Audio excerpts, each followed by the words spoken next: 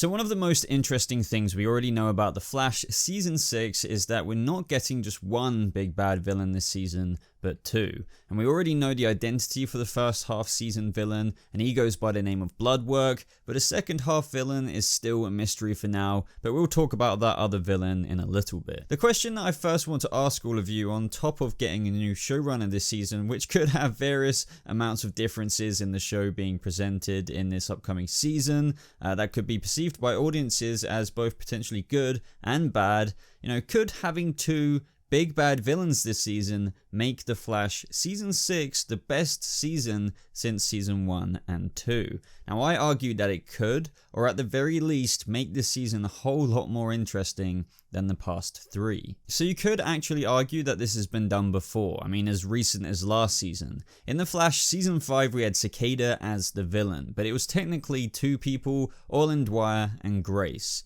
Now however, this isn't exactly what I mean by my excitement for having two big bads this upcoming season, because what they did with having two cicadas was more or less what you could say is a prototype for what is to come with Bloodwork and the other mysterious big bad in the latter part of Season 6. The previous showrunner Todd Helbing even said that the reason why they did two cicadas last year is because they realized how boring it can get having just one villain that spans a 22 episode season, so their answer to this was to introduce Grace. Now I still argue in retrospect that it was still pretty boring, as the desired effect was to have two villains that would make it feel a little bit less samey as, just one big bad all season, but really it was just the same difference with Orlin's, Cicada, and Grace's. Whereas it feels like with Season 6, we're actually getting what they intended to do with last season's villains in principle, with, two separate villains that will actually make the upcoming season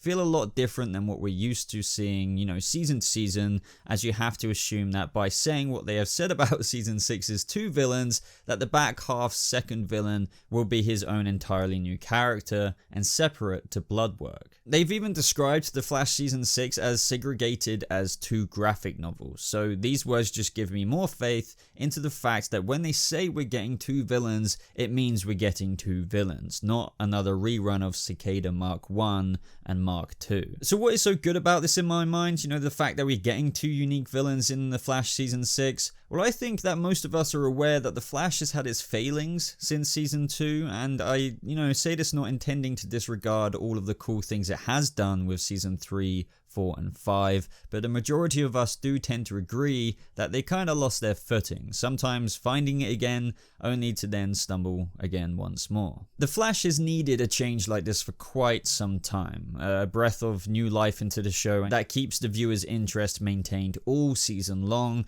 with the same level, if not peaking with interest the more the season goes along. That's the desired effect, is it not? The amazing thing The Flash had going for it with its first couple of seasons was its incredible, captivating story that was almost a home run to depict on screen no matter who made it. What is more cool than having Eobard Thawne, the Flash's greatest villain, as your first season villain, who is woven throughout Barry's future and who will come up against again and again, but as a first season villain, come on, top that. And they kind of did for some, top Season 1 with Season 2's villain, Zoom. And yes, another speedster, which was perfect for a young, kind of still somewhat newbie speedster Barry to go up against, even after facing Thawne, but another compelling and strong villain for Barry to face in the infancy of this TV show. Now say what you will about Season 3, I personally enjoyed it despite the issues, and there were quite a few that were introduced with this season, from a story perspective of our hero facing an evil mirrored version of himself.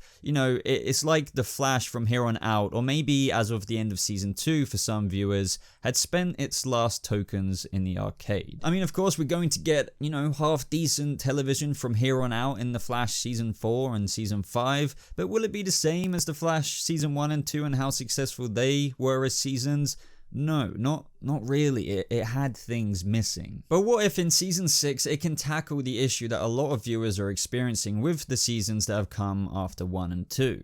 It's clear that there isn't as much buzz or excitement or success after doing non-speedster villains who hit close to home whenever coming up against Barry, whether that was Thorne's story with creating the Flash and killing his mother, or Zoom with the other effects like Henry Allen. It was always so compelling to watch. Or maybe ever since doing non-speedster villains, this whole time we've needed shorter stories, or in other words, divided seasons, just like what they're going to do in season 6. Now, I'm not saying that non-speedster villains can't be strong characters that maintain interest, but what I am saying is perhaps they're better suited to shorter story arcs, and in so that it does feel more comic booky that blood work will be resolved, for better or for worse. But mid-season-ish, Barry as a superhero has to face another threat, post-Crisis on Infinite Earths, and then the viewers will have that whole new gauge of excitement for what is to come next, and that is just great to have halfway throughout a season, whereas the past few seasons, I wouldn't say that a lot of viewers were majorly excited for what was to come with that same season villain. Now this is good too for even those who may not like blood work for whatever reason. If you're not a big fan of several episodes into this season, then not to worry, shortly after Crisis on Infinite Earths, you have a whole new villain to look forward to. But at this point you may be even wondering now, since we've got blood work in the first half of The Flash season 6, who could the second half villain be? Well, this just reminds me of making videos on who The Flash season 6's villain could even be, so the candidates are really just the same. I mean, they could still bring in Red Death as the second half of this season's big bad. A lot of the audience were quite adamant on the Red Death being the season 6 villain before we ever knew anything about getting 2 season villains in a split season, and this is because of the tease Captain Singh gave everyone during that Flash Museum video recording. Usually those teases, such as the Red Death tease we're talking about, aren't shown unless they plan on doing something with that character at some point. Interestingly as well, they've said that blood work lays down the foundation for Crisis on Infinite Earths with regards to the Flash TV show, so it would be cool if the back half season's villain is a direct result or aftermath of Crisis on Infinite Earths, whether that be Red Death or another villain. Then we have Godspeed, which a lot of people wanted brought back in one way or another, which can now be done since Nora was wiped from existence, and we know now that Godspeed will actually be in episode 1, but it appears to be more of like a one-off thing again.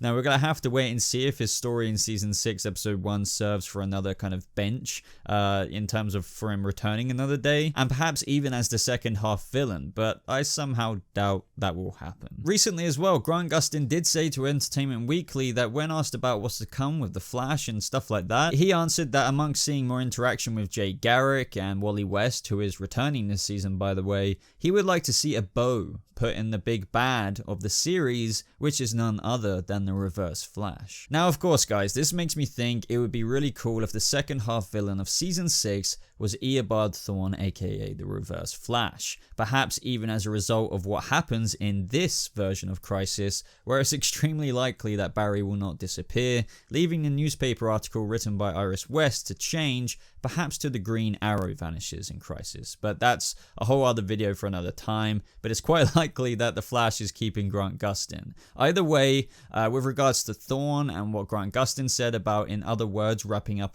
Thawne's story or putting a bow on it, I think that's perhaps best served with the Flash's final season. It's a bit more poetic that way, mirroring the first season being about him, and then the series ending and then finishing with Eobard Thawne. But then again, maybe they don't want to do that. Maybe given how much Eobard Thawne has already been in this show already, they have an idea to put a bow on his story for the back half of this season. But I, deep down think inside that he serves better as a poetic ending to this series. I still would like to see a Daniel West type story or a Flash TV show iteration of Cobalt Blue, which I really do think they could still do. But ultimately for now, the second big bad main villain of the Flash season 6 is a mystery. But what I do know is that having 2 comic book villains splitting this season up makes season 6 sound a lot more interesting this year than what we've had coming up before. So guys, if you got this far in the video, let me know what you think down in the comments below. I'd really like to start a discussion about this. How do you feel about season 6 being split into kind of a 2 graphic novel season, in the sense that we're getting blood work and then an entirely different villain for the back half? Personally, for me, The Flash has been missing things for a while. I've been optimistic about previous seasons, and I've enjoyed parts of previous seasons. But, you know, with this news and how I definitely preferred last season over season 4, it feels like the Flash is making a gradual improvement back to the way it was, or at least they're really trying to. And I feel like with season 6, you know, 2 different villains will make these storylines with those characters, whoever they may be, or should I just say we already know one being Bloodwork, you know, it's a lot more of a condensed story, that the plot will be moved along a lot more. There'll be a lot more serious stuff, you know, instead of a lot more fillery stuff, I feel. I just feel like with 2 villains, and given half the season dedicated to them compared to a full 22 episode season, that's probably a lot less filler if you think about it, and a lot more personal drama against that villain for whatever back half or first half you're talking about. But let me know what you think ultimately. I've already spoke about it a bunch in this video, so if you did enjoy it, leave a like on it, as I really do appreciate every like on these videos. It really does help elevate the video out there on YouTube and lets them know that you want to see more content just like this.